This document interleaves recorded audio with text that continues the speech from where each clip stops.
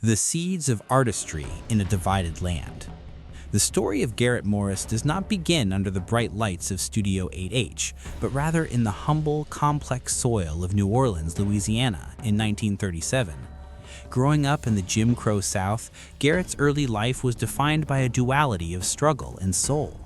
Raised by his grandfather, a Southern Baptist minister, Garrett's first stage was the church pulpit and the choir loft. It was here that he discovered the transformative power of the human voice.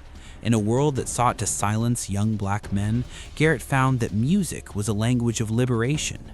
His childhood was not merely a passage of time, but a rigorous training ground. The discipline of the church and the rich jazz-infused air of New Orleans acted as his first conservatory. He was a gifted child, possessing a tenor voice that seemed to carry the weight of generations, a talent that would eventually become his ticket out of the segregated South and into the prestigious halls of the North. The Scholar and the Soloist. Garrett's ambition was never small. He understood early on that to break barriers, he had to be irreproachable in his craft. He pursued higher education at Dillard University, where he refined his musical abilities before making the bold leap to New York City. At a time when opportunities for African Americans in classical performing arts were vanishingly slim, Garrett secured a spot at the world-renowned Juilliard School. This was an era where a black man studying operatic composition and performance was an act of quiet revolution. His prowess did not go unnoticed. He soon became a featured soloist for the legendary Harry Belafonte folk singers. For 10 years, Garrett traveled and performed, honing a sophisticated stage presence that blended dignity with raw talent. He graced the Broadway stage in productions like The Great White Hope and Ain't Supposed to Die a Natural Death.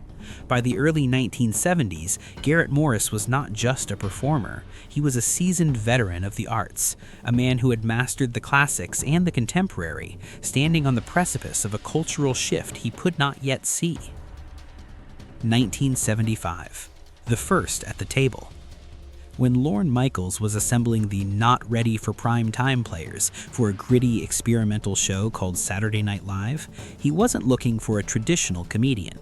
He was looking for energy, subversion, and truth. In 1975, Garrett Morris became the first black cast member of SNL. However, being a pioneer is rarely a comfortable position. While his white counterparts were often given roles that allowed them to be everymen, Garrett frequently had to navigate the black roles carved out by writers who didn't always understand the depth of his experience. Despite the systemic friction and the behind-the-scenes battles Lorne Michaels fought to keep him there, Garrett created indelible moments that have become part of the American comedic DNA. Whether he was shouting the news for the hard of hearing on Weekend Update or showcasing his Juilliard-trained voice by singing Mozart, he brought a level of high art sophistication to a medium that was still finding its footing. He wasn't just taking a seat at the SNL table. He was frequently the one providing the most stable legs for the sketches to stand on, proving that black excellence wasn't a niche, it was foundational. The mid-career resilience. Following his departure from SNL in 1980, Garrett faced the pioneer's curse, the reality that being the first doesn't always guarantee the easiest path forward. While the industry was changing, it wasn't changing fast enough. Yet Garrett's career is a testament to the excellence under pressure you noted. He transitioned seamlessly into character acting, becoming a staple of American television for decades. From his role as the wisecracking Stan Winters on Martin to his later beloved turn as Earl Washington on Two Broke Girls, Garrett showed a remarkable ability to adapt. He survived the changing tides of Hollywood, and more significantly, he survived a near-fatal shooting during an attempted robbery in 1994.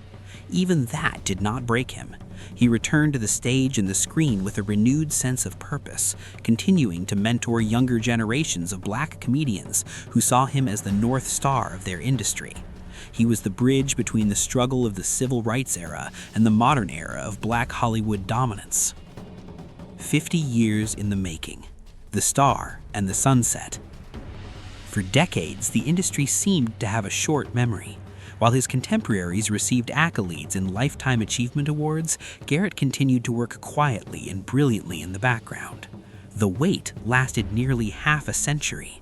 It wasn't until 2024, on his 87th birthday, that Garrett Morris finally received his star on the Hollywood Walk of Fame.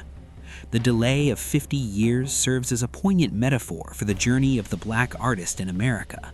It is a story of being overqualified and under-recognized. However, when that star was finally unveiled, it didn't just represent a person, it represented a victory over time itself. Garrett Morris lived to see the world catch up to his genius. He lived to see a world where diversity is a goal, knowing he was the one who cleared the path when it was still a jungle of prejudice. The final bow and the echo of greatness. In the twilight of such a monumental life, we see a man who found peace not in the accolades, but in the survival of his art. He transitioned from the sharp, biting satire of the 1970s to become the elder statesman of comedy, a role he wore with grace and a wicked, undiminished wit. To watch Garrett Morris in his later years is to see a craftsman who never stopped refining his tools. He remained a mentor to the young, a reminder to the industry of its own history, and a survivor who turned the scars of a 1994 shooting and years of systemic exclusion into badges of resilience. The chair he built is now occupied by a new generation of legends, names like Eddie Murphy, Chris Rock, and Maya Rudolph, who sit comfortably because Garrett was willing to endure the incomfort of being the first.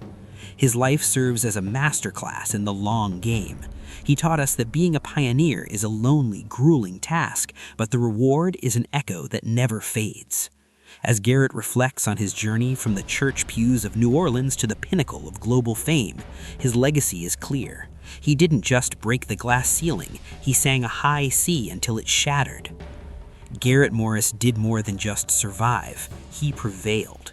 He proved that a black man from the South, armed with a Juilliard education and an unbreakable spirit, could change the frequency of American culture. As the curtain slowly draws on this legendary narrative, the applause is no longer just for the sketches or the songs, it is for the man himself. A man who waited 50 years for his flowers, only to find that he had planted an entire forest for those who followed.